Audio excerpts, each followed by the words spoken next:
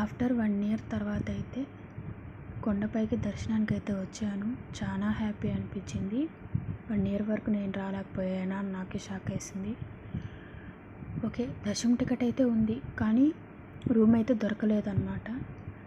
అందువల్ల మేము ఏంటంటే దర్శనానికన్నా ఒక 1 డే ముందే మేమైతే ప్లాన్ చేసుకొని స్టార్ట్ అయిపోయాము.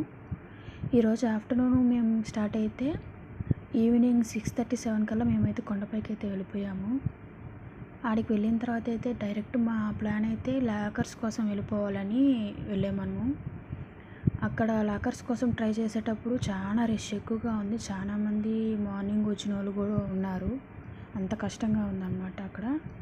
సరే, స్ట్రైట్గా ఉండే రెస్ట్ హౌస్ ఇంకోటి కనిపించింది, ఆడికి వెళ్ళిపోదామని చెప్పని ఆడ ట్రై చేసాము. వెళ్ళగానే లాకర్ అయితే వచ్చేసింది. ఇంకా ఆడి లోపలికి వెళ్ళిపోయి ఇంకా లగేజ్ పెట్టేసుకొని ఇంకైతే ఫుడ్ తినేసి అప్పుడు వద్దామని చెప్పని బయటికి అయితే వెళ్ళాము.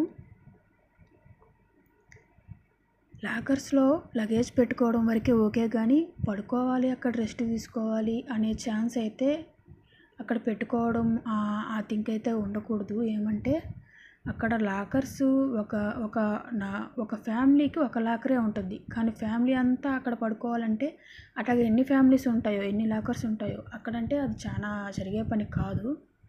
కనీసం లగేజ్ వరకు అయితే ఓకే అనమాట. ఇక్కడ మేము తినేసి అయితే బయటకు వచ్చాము. Full heavy rain.